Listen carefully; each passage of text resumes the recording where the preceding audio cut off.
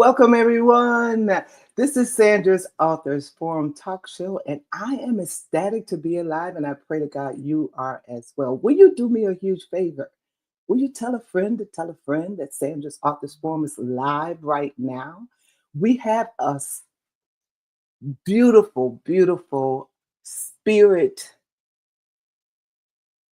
um, guest today, and I would like not to keep her to myself. I would like to share her with you.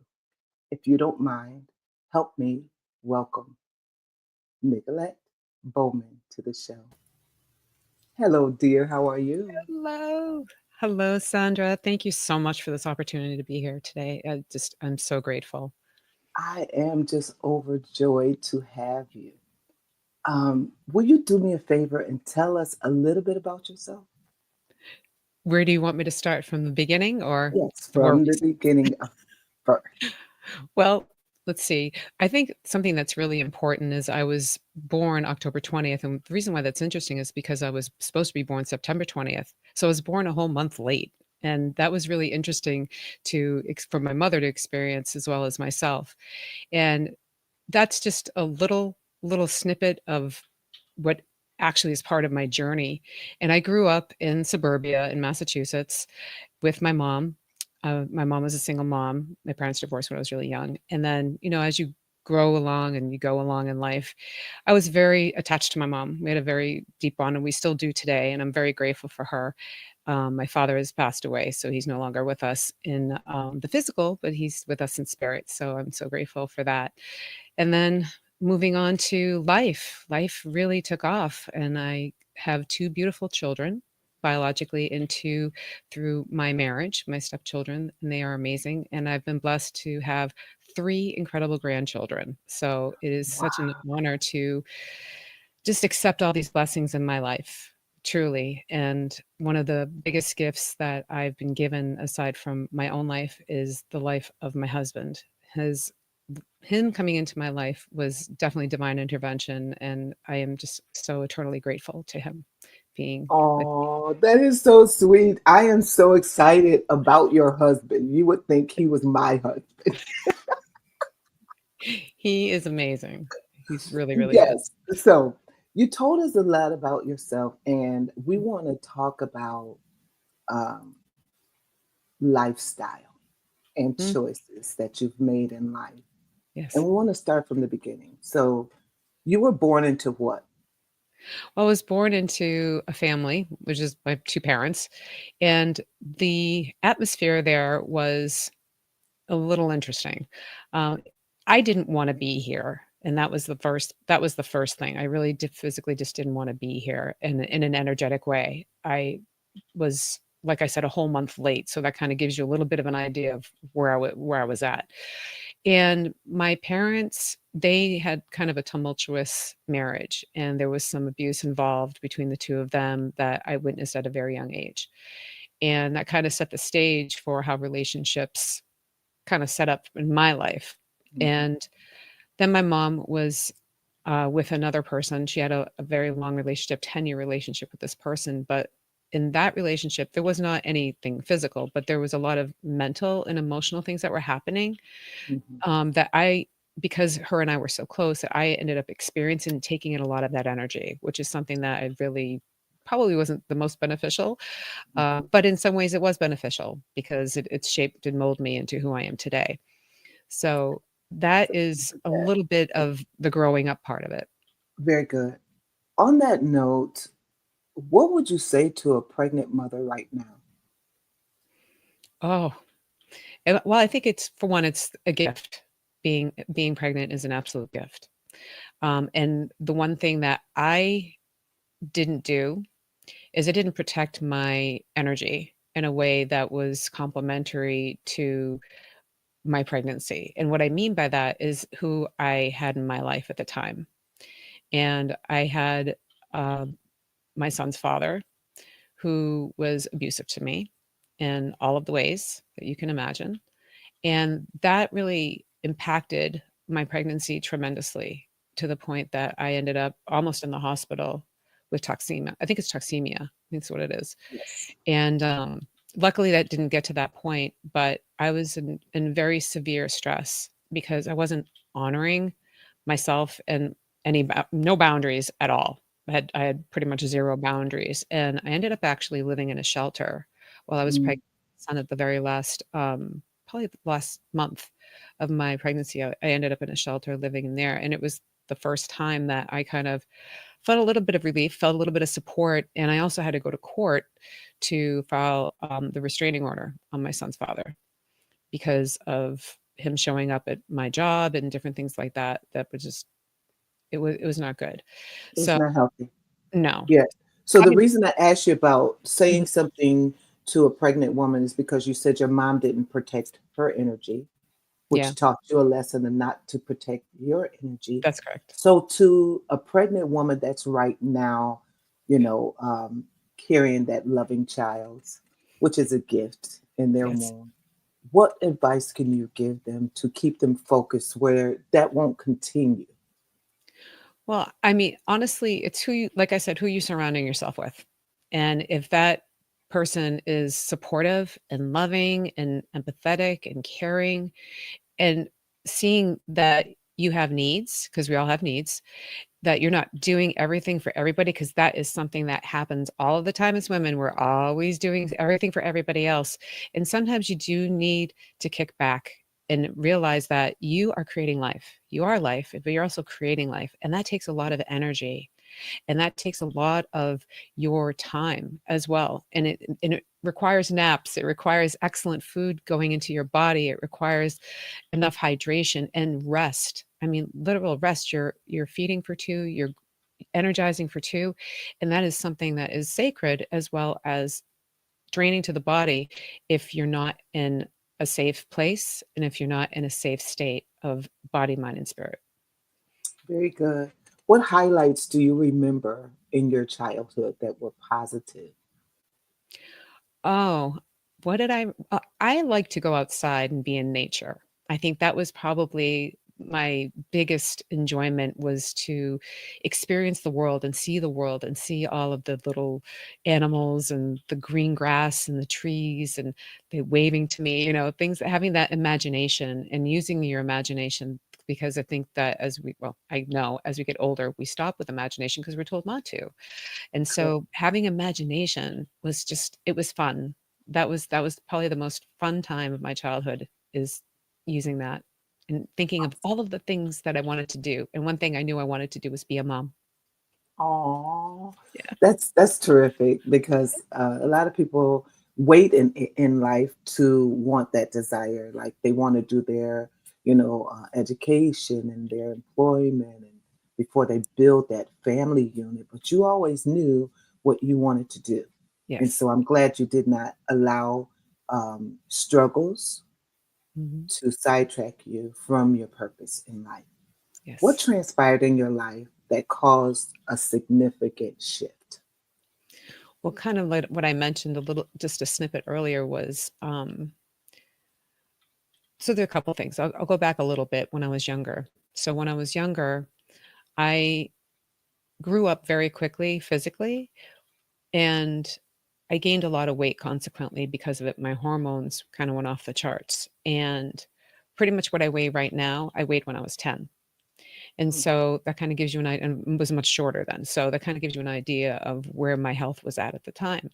mhm, And unfortunately, there was body shaming from my father. And I also dealt with, when I got a little older, with some sexual aggression from classmates that mm. would, grab me and, very inappropriate touching that was very uncomfortable. And luckily, I told my mom about it, and she was very protective of that and made sure that I was safe. So I'm very grateful to her. And then when I was in my 20s, I met my son's father, and everything was peachy keen and wonderful. Everything was hearts and roses until it wasn't. And it started off with some, kind of verbal aggression, a little bit of pushing, and then it started getting into the physical, where it was not just the pushing, but the hitting. And that's where these major significant things really did set me up to be in a type of relationship like that. Plus also what I had witnessed when I was a baby. So there's like this literal setup of events that were happening to get me to that point. And how did you deal with that in the moment? Because you said everything was peachy keen and Mhm. until it wasn't. Yeah. So the shock of the first time something happening to you, I mean, your eyes are open, but did you ignore it? Well, what I did is I said, "This is the end of the relationship." I did say that, and I drove him back to his house, and I was talking with his father, and I told him and what had happened, and he's like, "Oh, you got a Mickey, huh?" And so that was a little bit of a like, what does that mean? Like, it's normal? That it just seemed very odd to me that like you'd think that that would be like, "Oh my gosh, my son did that. That's horrible," but no, it was Mhm, like, "Oh, you got a Mickey." Like this is something normal. So that really showed me that this is something that is not out of the norm in this environment. We'll put it that way. And so that kind of shook me. I didn't really know how to react to that. And I mhm. thought, well, maybe am I overreacting at that point? Maybe, but deep inside my gut, I knew I wasn't, but because of this totally unexpected message that I was receiving, it really threw me off kilter. And so the second time it happened, then what did you do? Well, what happens is it kind of becomes, it didn't happen all of the time. It wasn't like an everyday occurrence, Mhm. but it's almost like you kind of just expect it, like he's going to lose it, whatever, and you just deal with it and you kind of just either turn your head or you move out of the way or whatever you do.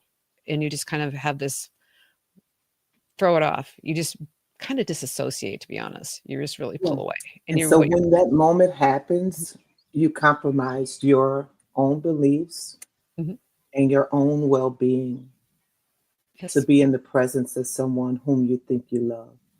correct. I was And can completely you disagreeing. imagine how many women and men are doing that right now? Yes, I know it. I know it And is. so something, and you mentioned about your behavior. Mhm. Um, your behavior was, I want you to just delve into that too, because I think it has a bearing on why you accepted it. Well, like I said, a lot of things I had witnessed and saw in society going on and also experienced as a young teen and then moving into this relationship in my as a young adult. It was like I knew, like I said, I knew it was wrong. But I didn't want to believe. I guess if you see your father doing that to your mom, you look at it like, well, that's supposed to be love, I guess. That's a part of a tough relationship, that can happen.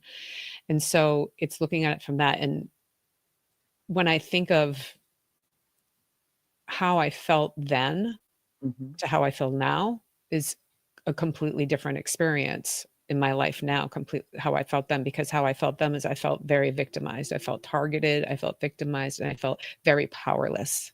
Mm. And those feelings were just in my mind running on autopilot all the time, fear, anxiety, worry, just complete wondering, when is it going to happen again?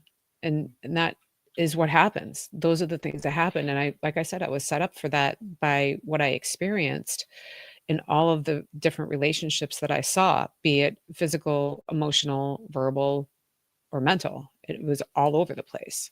Mm.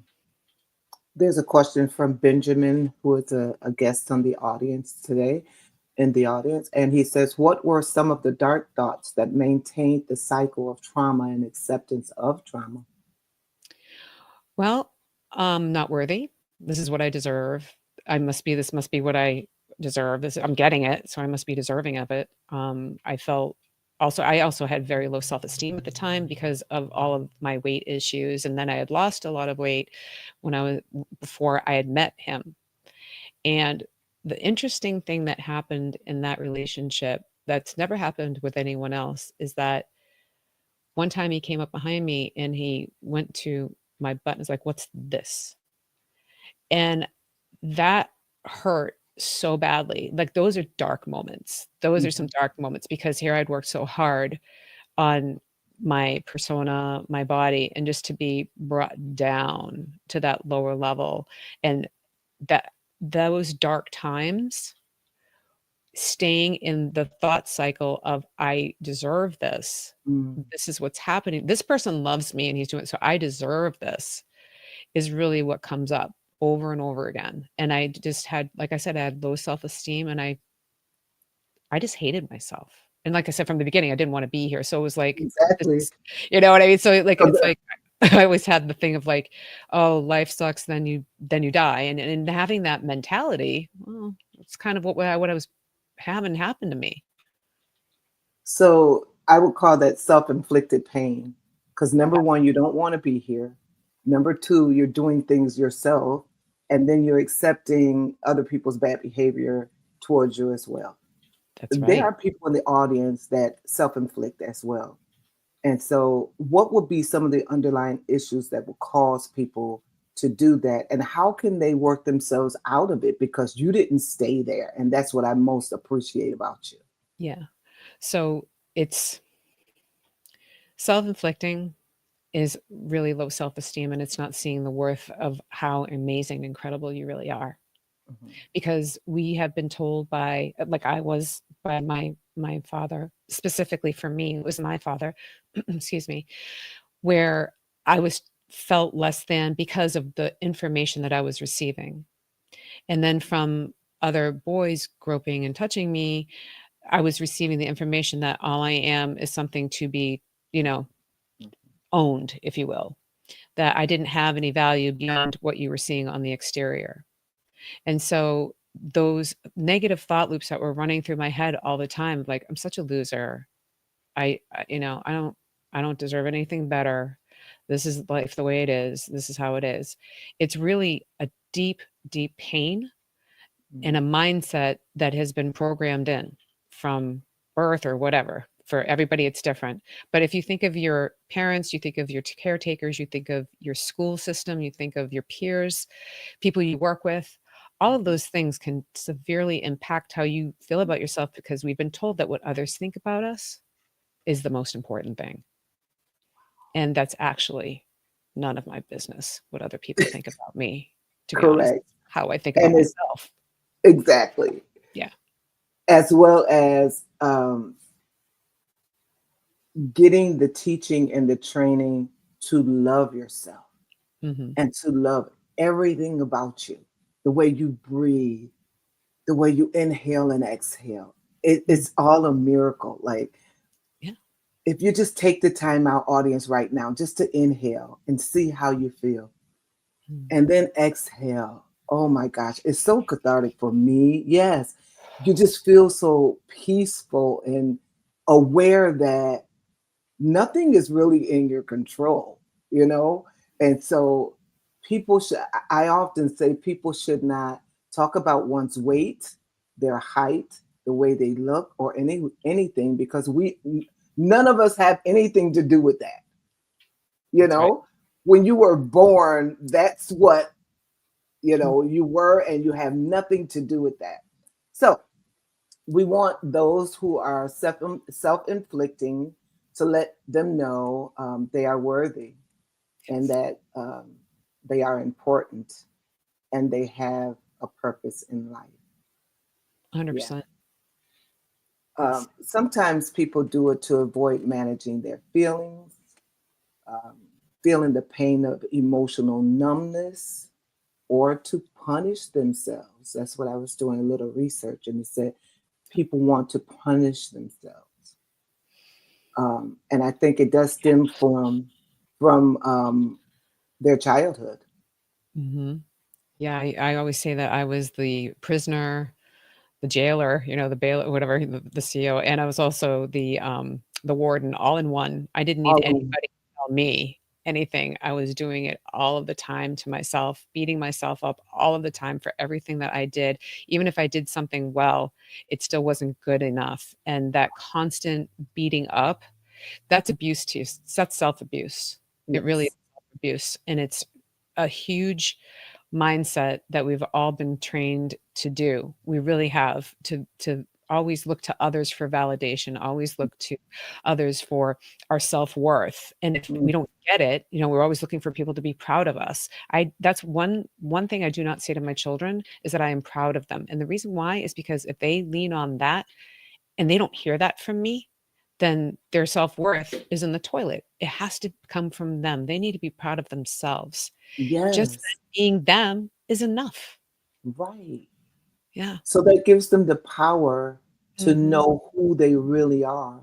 rather than looking from outside sources because we all look, I'm not good enough. My Yeah. dress is not pretty enough. They look better than me. My hair is messed up. My glasses are making me look funny. You know what? Right. Like anything. You That's why know, social media, oh, it's yeah, tough. social media. If I didn't get a like, I didn't get a heart, I didn't get a share, I Mhm. didn't get this. And so we're all Yeah. in a quandary of wondering if we're good enough. And Yeah. we're saying today, yes, you are Yeah. good enough. Oh my gosh.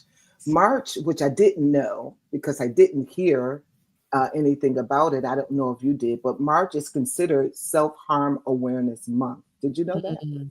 No, I was not aware of that. Exactly. And every March comes because of my birthday month. I should know that, right? No, I didn't, but I found it on the internet. And so I want to say to those people that feel overlooked and that no one cares for them, um, we are here for you. And if you need us, just reach out. Yeah, I love that. I love that you said that because that's really something that I felt. I felt very abandoned from birth. There's a separation that happens when you're separated from source, God. You're separated from God if you look at it that way, right? You're with God, you're there, and then all of a sudden you're in another person's body. I mean, we're really never separated, but that's what it feels like. It's the experience of the human experience. And then we end up in our mother's little womb, and then we come out and we have another separation. That it's what it feels like. It's a sever. There's a sever of that umbilical cord, and there's an energetic severing that's happening in that moment. And so that feeling of abandonment for me stayed with me most of my Mhm. life until my 50s. And it was really, really sad to feel alone like that, to feel that, other people could maybe understand some things, but no one really felt abandoned. And I'm very wrong. A lot of people do feel abandoned, by the way. So if you are one of those people, believe me, you're not alone because but I felt alone because I felt abandoned. But it wasn't just the people that abandoned me, I abandoned myself because I wasn't honoring myself and I wasn't living in integrity with what was really best for me personally. Because all of the things that I picked up in my life were from the people that were around me. And what I realized is that a lot of these things that I was doing, they weren't really me. They weren't really me to the core of who I really am. And that to me is when you realize that I am the sum parts of everything I've taken in. Whew, wait a second, let's step that back and let's see, well, what do I love? What do I want? And those are the things, that's when you can really start to change and shift things in your life because that's power. Being aware of that power that you have within you always, and that you're telling yourself a whole different story up in here. And that a lot of times that's lies. Yeah. What I found very intriguing is it says people that do self harm, they don't do it for attention. They're not like attention seekers. Hmm. Um, and I'm going to put it on the screen. It says they are also rarely a direct attempt to commit suicide, though some who harm themselves also struggle with suicidal thoughts or behavior. But that's That's not the root cause of right. people self inflicting or self harming themselves. No. They just don't feel worthy, like you said. Yeah. And so today we want to build their confidence up and let them know that there is help out there. There's professional help out there, and you are one of the people that they can come to for help. Yes, I mean, and I did go through that suicide attempt. I did try to do that myself. And so that's how bad it was. It was that bad.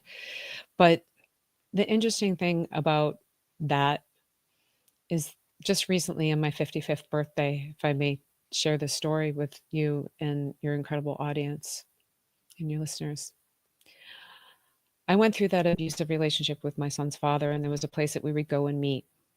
And when he moved away, I decided to go there on my own, and I would hang out and I'd just lay down on the ground and take in the sun. But it always had some anxiety and a little bit of memories to it. And it wasn't until in my 50s that I started going there and I started owning that space. And I found out, unfortunately, that my son's father, he hung himself and killed himself because he, and it makes me sad because he really didn't see the gift that life had to offer him. Mm. He just he couldn't handle it. And there's a sadness in that. But I did go to the bridge where we would meet and I walked up to it. I was with my husband and it was the most glorious day. It was my birthday. And I'm standing at the end of the bridge and I just took a moment of pause and said, I am still here. Out of the two of us, for our children, I am still here. I am breathing. I am well. I am alive. I'm happy. I am here. I survived, but thrived, because you can survive anything and not have a feel that you have a fulfilled life. But I've Mhm. thrived. And to stand at that bridge and come to that incredible realization that I am still here and I have purpose and I have meaning and I have a voice Mm. that people need to hear. I have a message that people need to hear. That I was brought to, like, I was crying out because I was brought to tears. It was Right, just so amazing to stand in that power right. and to awaken to that power, because I belittled myself so much with the silent part that you were just talking about. So I just Mhm. wanted to share that story because it's just so incredible. It's powerful because in many ways you were taking your power back 100%. and you were owning who you were and Yep. appreciating who you are now, Yes. which takes us to the word you love, and that's gratitude. Yes. Talk to us about gratitude. That's interesting. I started a practice about 3 years ago where I had things in my life. I have a house, I have a car, I have a wonderful husband, and I have my children and my stepchildren, my grandchildren, all this stuff. But I was still feeling unfulfilled. And I had to really look at, well, what are you really grateful for? Gratitude. Everybody talks about gratitude and all this stuff. But yeah, I mean, I was grateful for the things I have, but they're just things. Things come and go. Those things come and go. So what am I really grateful for? So every morning I lay in bed and I do my gratitude check. And my gratitude is, I thank God for the energy that I have within me. And I always start with my life, my breath, because the breath is sustaining me. And then I literally will start from my head, my hair, my skin, my skeletal, the whole, and I'll go through all of the organs, everything, the eyes, everything from top to bottom, to show the gratitude that I have for this body that I once hated so much and abused so badly with many different things. And just laying there in gratitude that I get up out of this bed today and I get to walk. I get to run. I get to breathe. I get to eat. I get to drink water. I get to hug my husband. I get to participate in life, and how exciting that is today. Where before it was like a dread of getting out of bed. Well, another day. And now it's like the gratitude for me. My saying is, gratitude is the gateway to fulfillment. And ever since I started doing that and really taking stock in what this is, it changed everything. It just really started to change and shift my perspective toward what I have in my life. And I have myself, because without me, all the other things go away. Exactly. So you started out hating yourself, not wanting to be here, and now Yes, you have a zest for life. You met a wonderful husband. I did. Um, Tell us, like, what does that feel like? Because so many people have experienced that difficult side, and they're holding on to every fiber of their being for the Mm, opposite. yeah. And you were able to accomplish that. Mhm. Talk to me about what they can do, how they can do it, what you did. So it actually goes back to my dad. I have to give I love my dad. Now we're super close. Um, in the way of spirit, we are. We're very, very close now. But one thing he said when he was here is he said to me, "If you ever have any hesitation, I don't care if you're at the altar, run." And he was telling me from his lived experience Mhm. because he had been divorced and he was now getting another divorce. And that stuck with me.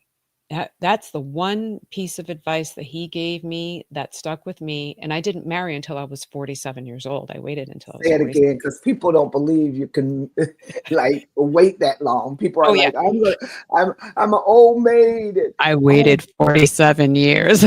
I did. I waited 47 years to get married. And oh, the thing about it is that when you're young, you want these things. You wanna get married, you want to have kids, but that's the ideal that we've been told is the ideal. Everybody's life and journey is different.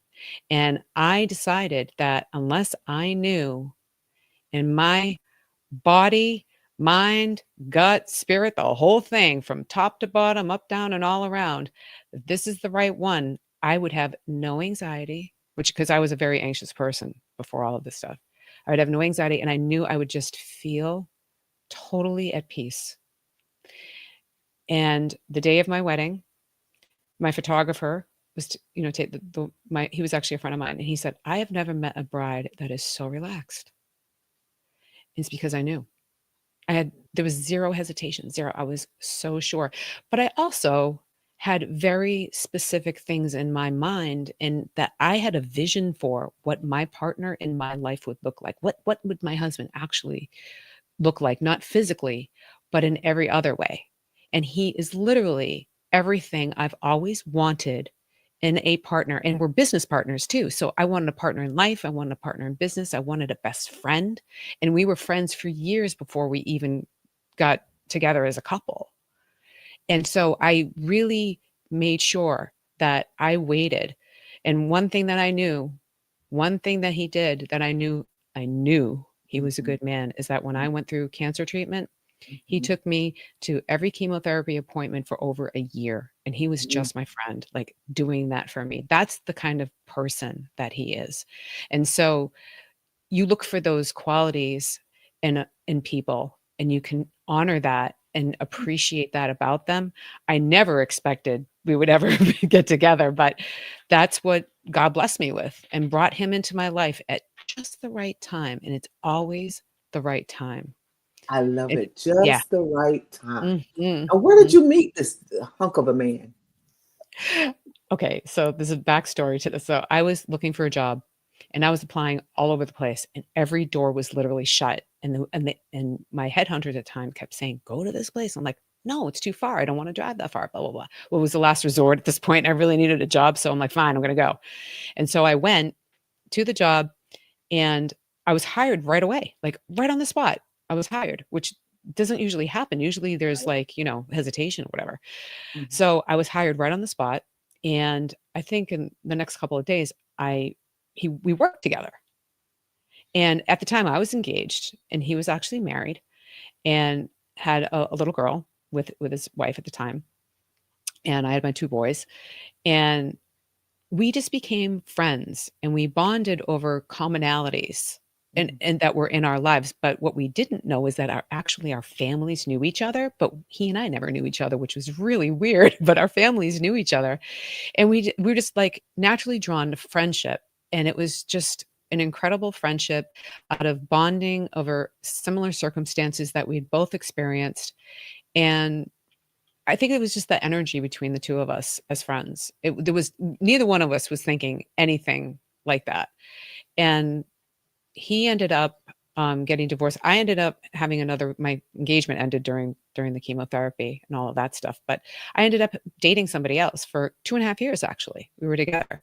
Mm. And then, it was another, I think, year and a half after that, that we decided to start dating and becoming official, and then that rest of it's Rest history. is That was in history. 2013, and we got married in 2017, and it was not, something that was quick. it took a long time. If you think about it, from the time that we met to the time that we got married, it was literally almost a year. I'm sorry, 10 years, almost 10 years. What? Yeah, because we met at the end of August. We're at the job, and we got married on August 26th. So it's literally Wow. like almost around the same time that we met, we got married, but 10 years later. So we waited a long time, both of us, and we had to go through these relationships that we were presently in to come to where we are today. And we're going to be 8 years married this year. So Congratulations. That is thank you. amazing. So what I hear you saying is you went through life and we all do. No one is exempt from that. No, But your resilience pushed you through to the other side. yeah. And so what we want to do is give someone hope today. And I'm going to ask you just openly, and I know we probably didn't discuss this, but I want you to say an affirmation for someone that you envision is in the audience.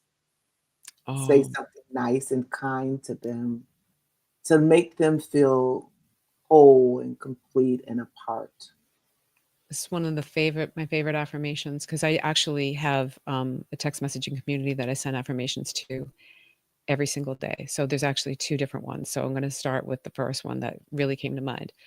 And the first one is, and I always put my hands over my heart, is I am safe. I am loved. I am okay. And then the other one is I am, I am, I am, because you are and you matter and you are loved beyond all measure and understanding, because if you're here, you are. That was good. That was really good. And if you're in the audience and you felt that, I want you to put a one in the comment section. Just put a one in the comment section because we're trying to help you move forward. It's enough about moving backwards. Sometimes people make the statement, when I move 5 steps forward, I move 3 steps backwards. Today, Mm. we're trying to push people forward. And so, in this forward motion, we want you to communicate with us so we'll know what's going on, right? How important is self reflection? Um, Oh, honestly, I do this all of the time. I'm always looking at things I've done, or like, recently, and the things that I do. And I always look at, if it didn't go a certain way, I'm like, well, what is it that I need to learn from this? And I always look at it from a learning perspective. And it doesn't have to necessarily be with another person. It can even be with myself. Let's be honest. There are things that we do and say, that we need to take a look and say, well, what's really going on here? mhm, And I found that looking deeply into yourself is where the power is. And I didn't do that because I was afraid. I was literally afraid of the power that was inside of me, because I was told I was intimidating and all this other stuff. But the power that's inside of you is your source. It is your spirit. And that power is unbelievable. And I think a lot of people are afraid that if they let that out, it's going to just go crazy.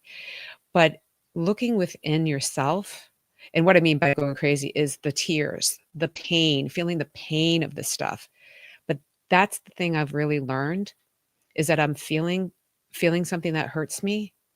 Instead of avoiding it all, it's actually not going up, around, or under it, or to the side of it. It's going through it, and going through it and allowing yourself to feel it in the moment. Like, give yourself a few minutes to feel that. You don't have to stay in it, mhm, but you have the permission to feel that, because it's real. You're feeling it. Now, where it comes from, if it's from an outside source, then you can look at yourself and say, well, why does that impact me? What inside of me needs healing? Because mhm, that's an outward reflection coming to me. And so I definitely do that on the daily. And I think it's important to look at yourself and also appreciate, like you were mhm, talking about who I was before.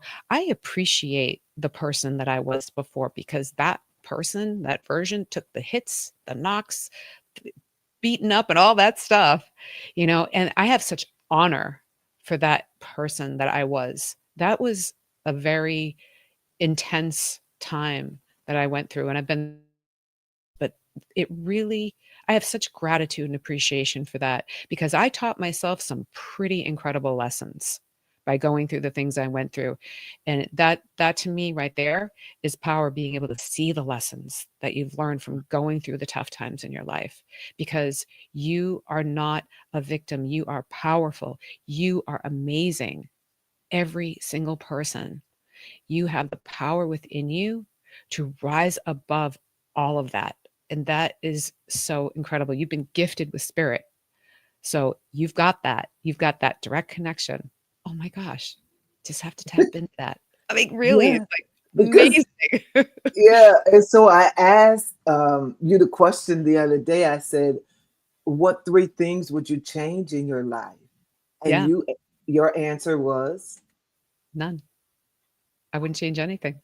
And I don't say that because like, oh, I wouldn't change a thing. The reason why is because everything that I put myself through, the lessons that I learned, I wouldn't be who I am today. I wouldn't be in this place where I am happy and fulfilled and married to the love of my life and have healthy relationships in my life. I would have all these toxic relationships and I would be abusing myself and all of those things if I didn't go through what I went through. I so literally, you wouldn't change being growing up in a cult.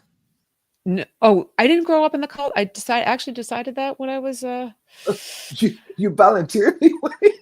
I voluntarily went in. I didn't know.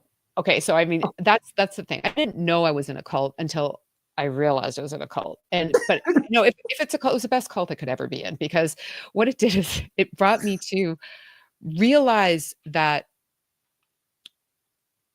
God is God and I am from that place. I am from him, as are you. We all are. And that is a sacred relationship. It is. And it's not about my building, it is about my relationship with God and my community. And that Wow. is what's important. Wow. And learning that, and it was a tough lesson. It was a tough Yes. lesson. But I'm glad because, I got, as you know, I'm ordained. I made that decision in 2014 to get ordained. And it's kind of ironic because you'd think after being a cult, you wouldn't want to have anything to do with that. But it's more about the essence and the love of what that really means. It's not about the power and the control that I went through. It's Mhm. about the love and the essence and being able to counsel and support people. That is the biggest thing. And the That's counsel that I give, it's yes. not really me telling anybody. It's really them figuring it out within themselves. Aligning. Yes, you Yes. just align with them. I Yes. love it too. Like Yes. I'm ordained as well, and I I get know. pleasure out of just aligning with people and helping them and steering them in the right direction. That's so rewarding for me. So I can relate to that. Yeah, it's All right. powerful. So, how can one take the responsibility for remaining in a broken and abusive relationship?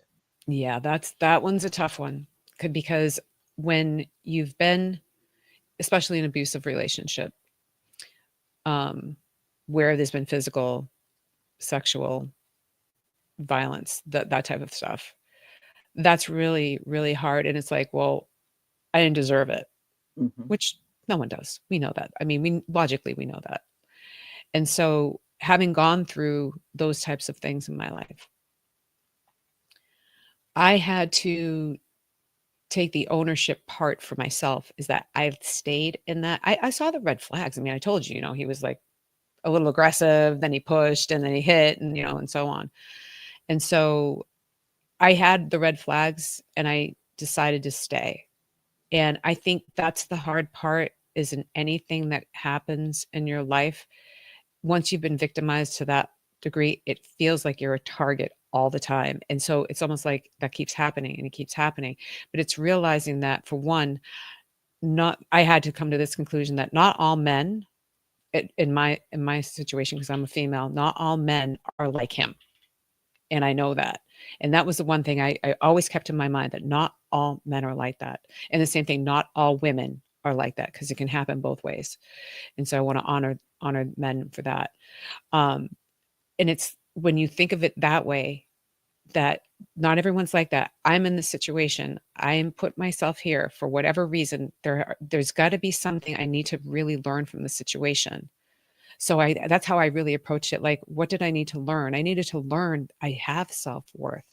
I am worth putting the effort and the energy and the love into me. I was so busy giving it out to everybody else. I neglected number one. Here, this body, this vessel, this spirit, this heart, I neglected it all. And so it's literally if you think this is an exercise I love to do, just think of it this way.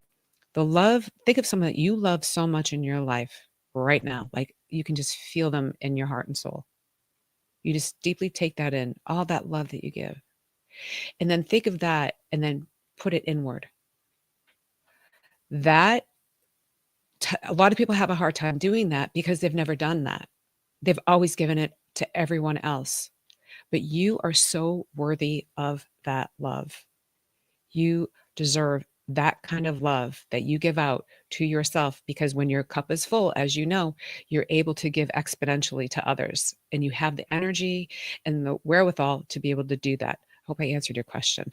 You did. Name 3 lessons you've learned from your experience. Okay, yes. So 3 lessons from my experience is always, always be in integrity with yourself. Mhm. That is huge. The other one is to always what you really take inventory for what you allow for in your life, the people, the things that you do, the places you go, who you're surrounding yourself with on all levels. And that is number 2, 100%. And 3, it is really loving yourself to the core and healing the pain, the child within. And I want people like that inner child, that is a real thing. It And is. it took me a long time to feel that, because I was so disconnected to that. And that inner child is when that little rebellious is like, no, I don't want to do that, that kind of thing. Or the, yay, I'm so excited. That's your inner child, basically, in Mhm. a little bit of a nutshell. That gives you a little bit of an idea that that happens. And that wounded person that's inside can definitely heal. And the healing starts with owning yourself and loving yourself, that little child inside of you, and honestly, hugging yourself. Mhm, I do. When was the last time any of you hugged yourself? Like, seriously, I sometimes sit there, I'll Do. hug myself after a yoga practice and I cry because Mhm. I need that. And it's great to receive it, of course, from my husband, it's wonderful, but I need it from me Yes. because I'm with me all of the time. All all the time. That's right. That's What right. important lessons have you taught your 2 sons? Oh my goodness. Well, this is a prison if you want it to be. You can be in a hell state or a heaven state, literally, just by what you're Yes. thinking. And also, what other people think about you is not your business, and not to place your self-worth on what other people think of you in validation, because that kind of goes hand in hand. And also to take excellent care of the body, because we can be all spiritual and loving God and being with right there, but this is what carries us every single day, and that's where the Mhm. gratitude part comes in, Mhm. right? Mhm. This carries you everywhere you go, everything you're doing, and if this is not well, Mm. then you're not well, because you could have Mm. all the money in the world, but if you have not got the health, it doesn't matter. Can you just repeat that? If this is not well. Yes, the body. If this body is not well, then you are not well. Yeah. Wow, that's the truest statement that I've ever heard of. How Yep. did you gain peace in the tsunamis of life experiences that you've had? How did you get from that tsunami to a deep settled peace? Well, it's interesting. It was actually a car accident in 2020 that happened to me. Um, I by protocol, you're not allowed to drink alcohol, be on any electronics and things like that. for 3 days with the electronics, alcohol for a couple months, and it was in March 17th that I had a drink. Now, before this, I used to drink 5 to 7 days a week, and a lot of people be like, "Oh my gosh, that's a problem." I literally did that, and I could stop, though, for something like this, so I did, and it was March 17th, and it was St. Patrick's Day, also happens to be my eldest son's birthday, and that's why I remember it so well. And the next morning I woke up and I felt so horrible, top to bottom, inside and out. I said, "I'm never doing this again. Never." And I've not touched any alcohol since. That was when I make a decision, that's it. We're done. And I was done with it. And because of that, that was the catalyst toward me feeling things, for Mm, me to see things, for me to shed an identity that really was not mine, because that's not really who I was inside, but it was something that I was doing socially, for friends and also for myself too. And I realized that that is not who I am at my core. And so that started to waken me up to like, well, who am I? And then I started questioning everything about myself, about like all these identities that I created based off of I'm a mom, I'm a this, I'm a caretaker, all this stuff. And I started looking at all of my relationships. And honestly, the healthiest one I had is with my husband. So I could look at that as like a base. And then I started looking at everything.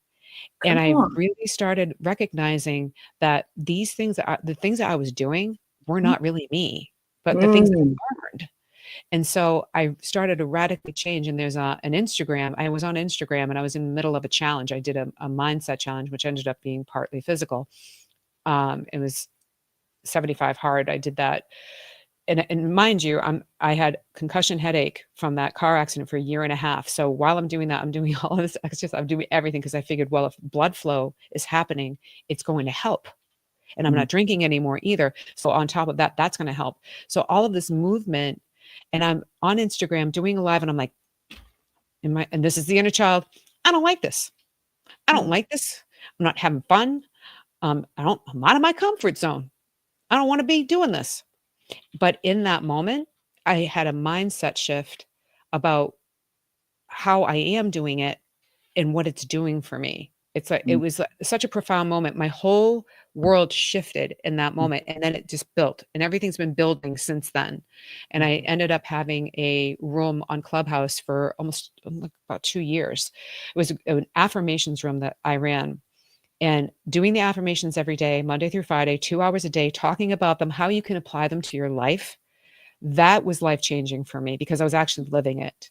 Because if mhm. I'm hosting something, I need to be embodying what I'm saying. So, And yeah. so there you go. That was the change. And so just accepting myself, loving myself, and forgiving myself. Honestly, that was the big one, the forgiveness, because that's where the peace came in, is when I forget. I mean, you can forgive others and that's great, but forgiving yourself for everything that has transpired and what you've gone through, that was the biggest part of the peace process, was the You forgiveness. have literally just helped so many people that Amazing. have, a drinking issue. You said you automatically made that decision and you were able to stop. There are those that have made that decision and they wonder, in the back of their minds, am I ever going to do this again? And you said it's how many years ago? It's 5, because once I make a decision, that's it, and that's the thing, my word, what I say goes, Yeah, because yeah. that's what I decided, and there's no, like, will I ever? No, because it's not me. That's not who I am, and I'm not gonna try to fit in someone else's mold or the old mold that I had for myself, because that's not being authentic, and that's not being in integrity with who I am. So, that's why I don't believe that it's something that you really have to recover from. It's something that you have to make a decision and stick with it Decision. and love yourself. It's really loving yourself and forgiving yourself. I mean, we don't always make best decisions when we're under the influence of substances, And that's like what you were saying, that wasn't you because you no, were impaired. And a yeah. person that's mind is foggy and they're impaired, Mhm, they don't know what they're doing. They're not, functioning with mhm. 100% of their faculties. So my question to you is, when did your Boaz come? When you were broken, or when you were in the middle of your healing, or once you were healed? When did what come? Your Boaz, your husband. Oh, well, he was before I even had cancer. So like that was in 2009 that I had cancer, and I was all over the place. I mean, I literally, if you think about it, we've been married since 2017 and I stopped drinking in 2020. But the one thing that he said to me, and he's just an incredible person. He could see underneath the tough exterior because I was tough. I was very masculine or, kind of aggressive and stuff like that. But he said, the way you are, I've always seen you that way. That's just who you are. And so I didn't have to be anything other than myself around him and be accepted for who I was. He has given me the freedom, if you will, to breathe and be myself. Because when you're with somebody, there has to be that kind of relationship. We're both independent individuals. We're both Camaraderie. individuals. Do you know what I mean? Like he's himself and I am me. Even though we are one in marriage, we're still individuals. We still have different visions, different expectations in life, whatever, all the things that we want to do. Luckily, ours align. So that's really great. But we still have our own mind. We still have our own way of thinking. And even though we've grown together, we're still individuals. And so instead of a codependent relationship, we have an interdependent relationship. And he allowed me to just be myself without judgment, without saying, you're too intimidating or why are you doing that and all this stuff. And I actually had to change my attitude toward him because when Mm. we were first together, we would have arguments and I'm like, we never argued as friends. Like it just Oh, didn't make sense to me. Where is this all coming from? Right. It just made no sense. And I realized it was me because I was so scared that I was getting what I wanted and I had it like literally tangibly right before my eyes. And I was so scared. That inner child, that little girl was so scared, didn't know what to do. And I told him that what's going on is me. It literally isn't you. It is me. And this is what's going on. And I'm scared. I'm scared because I have been this way for so long. And he would always say things to me that would just irritate me. He's like, well, I'd say, you don't understand. He's like, well, then just change it. And I'm like, well, I can't change it. You don't understand. That's the inner child. You don't understand. But you have the power within you. But it just took me time to recognize that, to appreciate that, and having someone support me the way that he supported me, seeing me for who I truly, really, really, truly was. That really made a huge difference because he's been a stable rock foundation that I needed in my life because I wasn't stable. I am now. I have my own, stability within myself, but that took time to build. And mm. luckily I was able to lean on him and he's been very gracious in giving me that love and that protection and that safety, and that stability. So the show is almost over.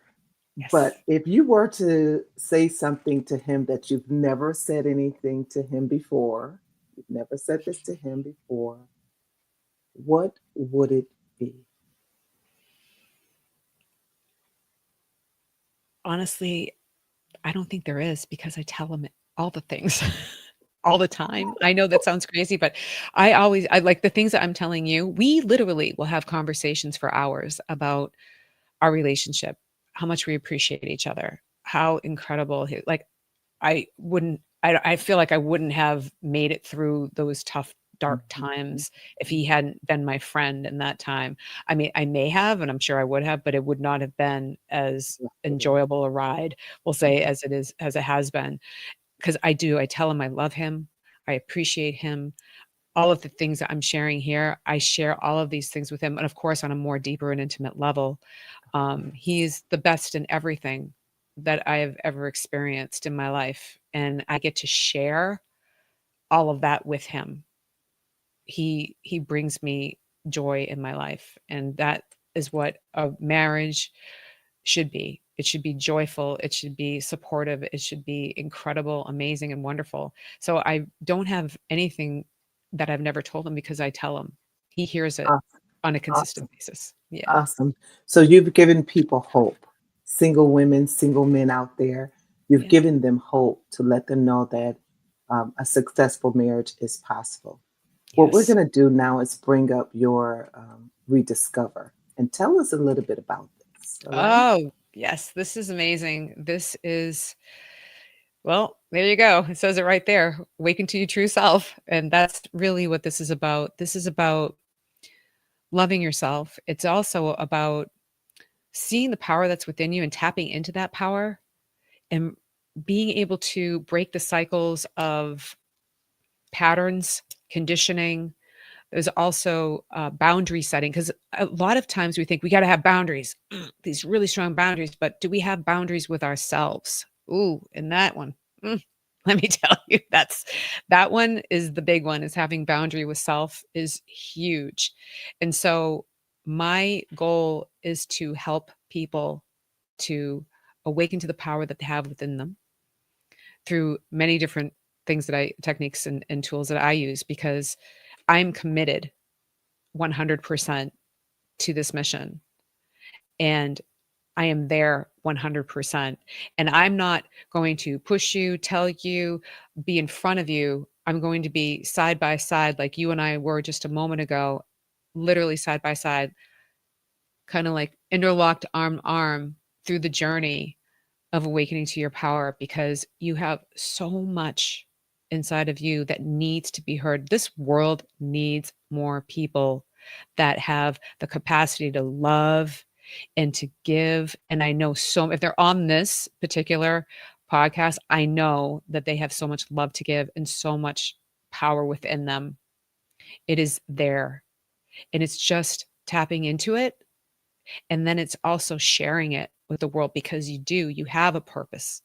You have a mission here. You're not just here by happenstance.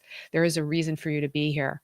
And that's what I love to do is healing, loving, supporting, and awakening. That is awesome. And so here are a few 5-star reviews from her clients. The first one reads, "This experience was validating, Yeah. informative, fun, enlightening, and truly a gift in every sense of the word. Nicolette's attention to detail and intuitiveness approach allows her to tailor her support to my specific needs." And that's Mm, what people want, you know, yes. uh, ensuring that I had the tools and knowledge necessary to succeed. And it reads on and on. And then you can schedule an appointment with her. And then it says why this works. She gives you everything you need. And then here's some more reviews. Go ahead and take a look. The link is in the comment section. Thanks so So, much. Nicolette, I'm going to give you the last words that you can say, and we will make this a wrap. You got it.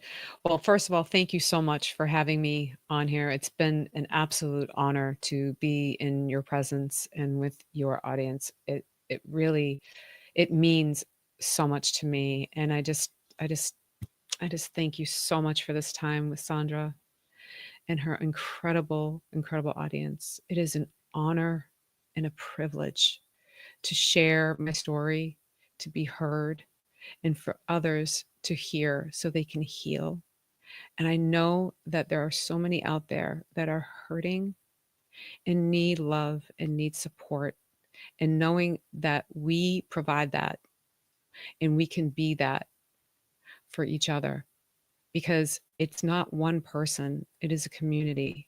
And this is a beautiful, powerful, loving community full of light.